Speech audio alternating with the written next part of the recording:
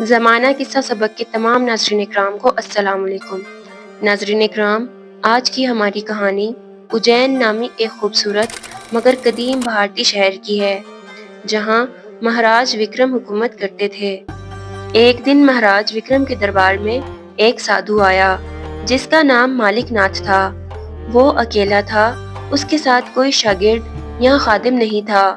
مہاراج نے اس کی بڑی عزت کی اور اسے 7 دن تک محل میں مہمان بنا کر رکھا۔ ایک دن رات کے وقت سادھو اور مہاراج اپنے کمرے میں باتیں کر رہے تھے۔ اس وقت وہاں ایک حجام بھی موجود تھا جو دونوں کی باتیں سن رہا تھا۔ سادھو نے مہاراجا سے کہا، اے راجا، کل دن نکلتے ہی میں یہاں سے چلا جاؤں گا۔ تم نے میری بڑی خدمت کی ہے، میں تم سے بہت خوش ہوں۔ تم جو چاہو مجھ سے مانگ سکتے ہو۔ راجا نے ہاتھ جوڑ کر جواب دیا، آپ فرشتہ سیرت ہیں اور میرے لیے بہت بزرگ ہیں۔ آپ کی خوشی ہی میرے لیے کافی ہے اور میں آپ سے کچھ نہیں مانگتا۔ لیکن سادھو نے اصرار کیا، میں تمہیں کوئی ایسی چیز دوں گا جو تمہارے پاس نہیں ہے۔ پھر انہوں نے حجام کو باہر بھیج دیا اور مہاراجا کو ایک ایسا راز بتا دیا جس سے وہ زندہ رہنے کی ایک خاص طاقت حاصل کر سکتا تھا۔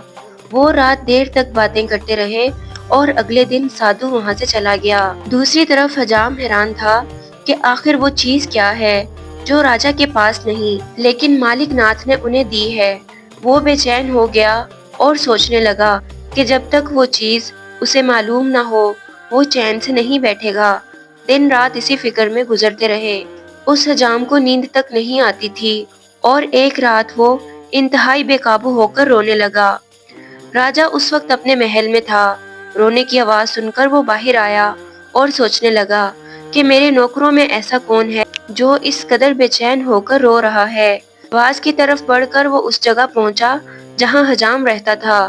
وہاں پہنچ کر اس نے سنا کہ حجام کی بیوی اس سے پوچھ رہی تھی کہ تم آخر مجھے کیوں نہیں بتاتے، تمہارے رونے کا سبب کیا ہے؟ حجام نے روتے ہوئے کہا کہ ایک سادھو راجا کے ہاں آیا تھا۔ جانے سے پہلے اس نے راجا کو ایک چیز دی تھی۔ میں بس یہ جاننا چاہتا ہوں کہ وہ کیا چیز تھی۔ راجا کے پاس تو ہر چیز ہے، پھر بھی وہ چیز مجھے کیوں نہیں دی گئی؟ میں یہی جان کر رہوں گا اور اگر میں یہ نہ جان سکا تو اپنی جان دے دوں گا۔ حجام کی بیوی نے اسے دلاسا دینے کی کوشش کی اور آخرکار اسے سلا دیا۔ راجا اپنے محل میں واپس چلا گیا۔ اگلے دن راجا نے حجام کو اپنے دربار میں بلوایا۔ حجام سوچنے لگا کہ شاید راجا کو پتہ چل گیا ہے کہ وہ رات کو کس چیز کے بارے میں پریشان تھا۔ اس نے اندیشہ کیا کہ راجا اسے سزا دے گا، لیکن مجبوراً حجام دربار میں پہنچا۔ راجا نے اس سے کہا کہ مجھے تمہاری پریشانی کا سبب معلوم ہو چکا ہے۔ اگر تم یہ سمجھتے ہو کہ سادھو نے مجھے دولت دی ہے تو یہ تمہاری غلط فہمی ہے۔ اس نے مجھے ایک راز بتایا ہے جو تمہارے کام کا نہیں ہے۔ اگر تمہیں مال و دولت چاہیے تو ابھی مجھ سے مانگ لو، میں تمہیں منہ مانگی دولت دوں گا۔ حجام نے ہاتھ جوڑ کر جواب دیا، میں مال و دولت کا کیا کروں گا؟ میرے پاس تو رکھنے کی جگہ بھی نہیں۔ میں تو صرف وہی راز جاننا چاہتا ہوں جو سادھو نے مہاراج کو بتلایا ہے، بس اسی سے میرے دکھ میں کمی ہو سکتی ہے۔ راجا نے کہا، کیا تم دیوانے ہو گئے ہو؟ وہ تمہارے کچھ کام نہیں آئے گا۔ حجام نے کہا، اگر وہ راز مجھے معلوم نہ ہوا تو میں مر جاؤں گا۔ جب راجا نے دیکھا کہ حجام راز جانے بغیر آرام نہیں کرے گا تو وہ اسے اپنے ساتھ لے کر ایک دوسرے کمرے میں گیا اور وہ راز حجام کو بتا دیا۔ ساتھ ہی اس نے کہا کہ اسے کسی اور پر ظاہر نہ کرے۔ حجام خوشی خوشی اپنے گھر کو واپس چلا گیا۔ ایک دن راجا اپنے ہمراہیوں کے ساتھ جنگل میں شکار کے لیے گیا۔ شکاریوں نے جنگل میں 7 ہرن دیکھے اور ان کا پیچھا کرنے لگے۔ ان ہرنوں میں ایک ہرن ایسا بھی تھا جس کی دم نہیں تھی۔ راجا نے اپنا گھوڑا اس کے پیچھے بھگا دیا اور وہ پہاڑیوں اور وادیوں میں اس کا پیچھا کرتا رہا۔ آخرکار ہرن تھک گیا اور راجا نے اپنا تیر چلایا اور ہرن کو مار ڈالا۔ مقصد حاصل کرنے کے بعد راجا نے مڑ کر اپنے ساتھیوں کو دیکھا تو وہ بہت پیچھے رہ گئے تھے۔ تب راجا کو خیال آیا، کیوں نہ آج سادھو کے بتائے ہوئے منتر کا تجربہ کیا جائے۔ راجا نے فوراً وہ منتر پڑھا اور اپنا جسم چھوڑ کر ہرن کے جسم میں داخل ہو گیا۔ ہرن اسی وقت زندہ ہو گیا اور راجا کا جسم بے جان ہو گیا۔ اتفاق سے اسی وقت حجام بھی وہاں آ گیا۔ جب اس نے دیکھا کہ راجا کا جسم مردہ پڑا ہے اور ہرن کھڑا ہوا ہے تو وہ فوراً سمجھ گیا کہ راجا ہرن کے جسم میں داخل ہو گیا ہے۔ اسی وقت ایک برا خیال اس کے دماغ میں آیا کہ کیوں نہ میں بھی راجا کے جسم میں داخل ہو جاؤں۔ سوچے سمجھے بغیر وہ فوراً منتر پڑھ کر راجا کے مردہ جسم میں داخل ہو گیا اور تلوار اٹھا کر ہرن کو مارنے لگا۔ راجا نے فوراً سمجھ لیا کہ حجام اسے مارنا چاہتا ہے تو وہ تیز بھاگ کر اس کی نظروں سے غائب ہو گیا۔ اب راجا کے دوسرے ہمراہی بھی قریب آ گئے، اس لیے حجام نے جلدی جلدی سوچا کہ وہ انہیں کچھ نہ بتائے۔ سب حجام کو ہی راجا سمجھ کر شہر واپس چل دیے۔ حجام اب بہت خوش تھا کیونکہ سب اسے راجا سمجھ رہے تھے۔ محل واپس آ کر حجام جو اب راجا بن چکا تھا، اس نے رانی کے پاس کہلاوا بھیجا کہ آج رات وہ محل میں کھانا کھائے گا۔ رانی یہ سن کر بہت خوش ہوئی اور شاندار دعوت کا انتظام کرنے لگی۔ جب راجا کے آنے کی خبر ملی تو رانی نے اپنی خادمہ کو راجا کی پیشوائی کے لیے بھیجا اور خود کھڑکی سے جھانکنے لگی۔ حجام نے خادمہ کو ہی رانی سمجھا اور اسے رانی کی طرح مخاطب کرنے لگا۔ جب رانی نے یہ دیکھا تو اسے شبہ ہوا کہ شاید کوئی غیر شخص راجا کا بیس اختیار کر کے آ گیا ہے۔ رانی نے فیصلہ کیا کہ اس انجان شخص کی چھان بین کی جائے۔ حجام راجا کمرے میں آ کر بیٹھ گیا اور رانی سے اپنے پاس بیٹھنے کے لیے کہا۔ رانی نے انکار کیا، کہا کہ وہ کھڑی ہی رہے گی جب تک کہ راجا اپنی کہانی پوری نہ کر دے۔ ساتھ ہی رانی نے پوچھا کہ کل ہم نے کیا کھایا تھا۔ حجام نے جواب دیا کہ میں کل والی کہانی بھول گیا ہوں اور کھانے کی بات جاننا ضروری نہیں۔ یہ سن کر رانی غصے سے بھر گئی اور سمجھ گئی کہ سامنے بیٹھا ہوا آدمی اصل راجا نہیں ہے۔ اس نے فوراً ایک ترکیب سوچی۔ رانی نے حجام راجا سے کہا کہ دوسرے کمرے میں چلیں تاکہ وہاں کچھ باتیں کی جائیں۔ جیسے ہی حجام اندر گیا، رانی نے باہر سے فوراً دروازہ بند کر دیا اور منتری کو مشورے کے لیے بلاوا بھیجا۔ پردھان منتری فوراً رانی کے سامنے حاضر ہوا۔ رانی نے اس سے کہا کہ یہ آدمی بالکل راجا جیسا لگتا ہے، لیکن مجھے یقین ہے کہ یہ اصلی راجا نہیں ہے۔ ہمیں اس کا امتحان لینا چاہیے۔ رانی اور پردھان منتری اس کمرے کے پاس گئے جس میں حجام راجا بند تھا۔ رانی نے اسے پکارا کہ اگر تم میرے سوالوں کے جواب دے دو تو تمہیں رہائی ملے گی۔ پہلا سوال رانی نے پوچھا، وہ کیا چیز ہے جو سینگ کے ساتھ پیدا ہوتی ہے، جوانی میں گر جاتی ہے اور بڑھاپے میں دوبارہ نکلتی ہے؟ اس کا جواب چاند تھا، لیکن حجام یہ جواب نہ دے سکا۔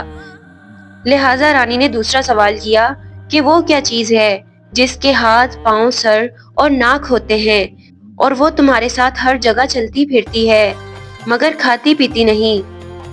اس کا جواب تھا سایہ، مگر حجام پھر بھی یہ جواب نہ دے سکا۔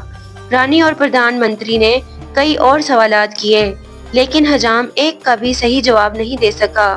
مہاراجا وکرم اپنی عقل مندی کے لیے مشہور تھا، لیکن حجام کے ان معمولی سوالوں کے جواب نہ دے پانے سے رانی اور پردھان منتری کو یقین ہو گیا کہ یہ کوئی فریبی ہے، اصلی راجا نہیں۔ دوسری طرف مہاراج وکرم ہرن کے جسم میں جنگل کے اندر ادھر ادھر بھاگ رہا تھا۔ وہ اب بھی انسان کی طرح سوچ سکتا تھا لیکن بات چیت نہیں کر سکتا تھا۔ یوں ہی 15 دن گزر گئے۔ ایک دن مہاراج ایک درخت کے نیچے آرام کر رہا تھا تو انہوں نے دیکھا کہ اسی درخت کی ایک شاخ پر ایک طوطے کا جوڑا بیٹھا ہوا ہے۔ اچانک ایک شکاری طوطوں پر ٹوٹ پڑا۔ ایک طوطا پکڑا گیا اور دوسرا غم سے نڈال ہو کر گر گیا اور فوراً مر گیا۔ مہاراج نے اسے دیکھ کر سوچا کہ طوطے کا جسم ہرن سے تو بہتر ہے کیونکہ میں اس میں داخل ہو کر اڑ سکتا ہوں اور بات بھی کر سکتا ہوں۔ وہ منتر پڑھ کر طوطے کے جسم میں داخل ہو گیا اور اڑ کر شہر کی طرف روانہ ہو گیا۔ شہر پہنچ کر اس نے دیکھا کہ سب لوگ غمزدہ ہیں کیونکہ سب سے کہا گیا تھا کہ مہاراجا وکرم بیمار ہیں۔ طوطا پردھان منتری کے گھر پہنچا اور سب کچھ سچ سچ بیان کر دیا۔ پردھان منتری طوطے کو لے کر سیدھا رانی کے پاس پہنچا۔ طوطے نے رانی کو بھی سب کچھ بتایا۔ رانی کو طوطے کی بات پر یقین آ گیا۔ آخر مہاراج نے رانی سے کہا کہ وہ حجام کے پاس ایک مردہ جسم لے کر جائے اور دیکھے کہ اگر وہ واقعی راجا ہے تو مردہ جسم میں داخل ہو کر اسے زندہ کر سکے۔ راجا کے مشورے کے مطابق ایک بکرے کو مردہ بنایا گیا اور رانی اسے حجام کے پاس لے گئی۔ رانی نے کہا اگر تم واقعی مہاراجا وکرم ہو تو اس مردہ جسم میں داخل ہو کر اسے زندہ کر دو، تب ہی تم پر یقین کروں گی۔ حجام خوش ہوا اور بولا، بھلا یہ کون سا مشکل کام ہے، یہ تو میں ابھی کر دیتا ہوں۔ یوں حجام کو مردہ جسم میں لے جایا گیا۔ پردھان منتری اور طوطا بھی وہی موجود تھے۔ حجام نے جیسے ہی منتر پڑھا اور مہاراج کے جسم کو چھوڑ کر بکرے کے جسم میں داخل ہوا۔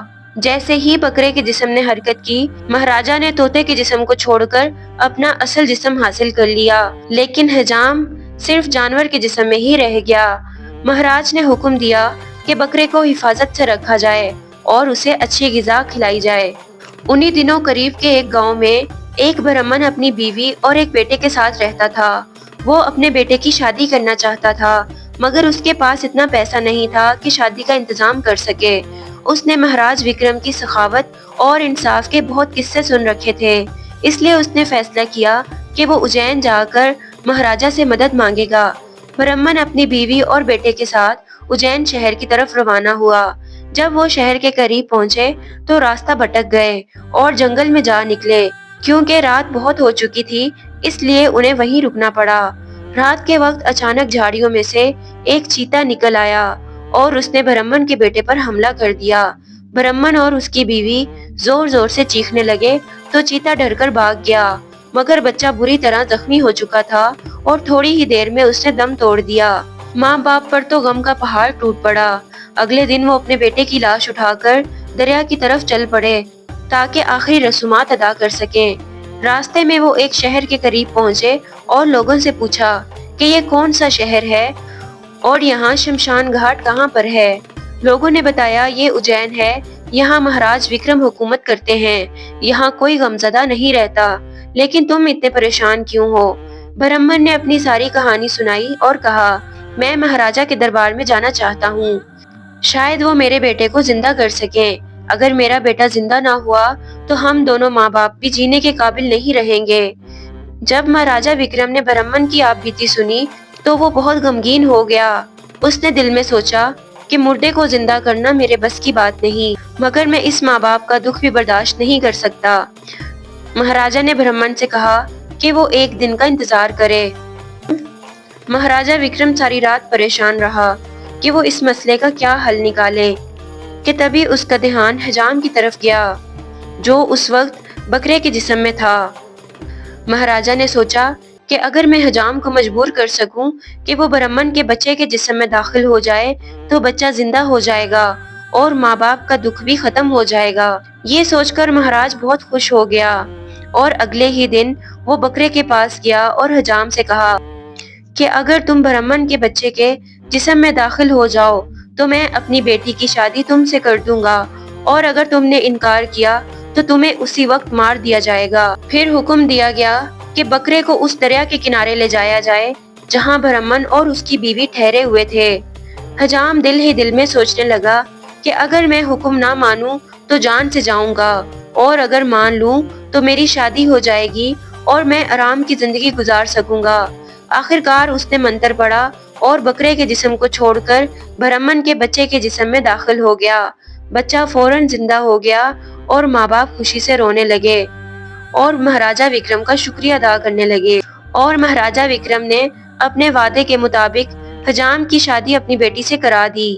یہ کہانی ہے عظیم، عادل اور نیک دل مہاراجا وکرم کی بھارتی لوک کہانی۔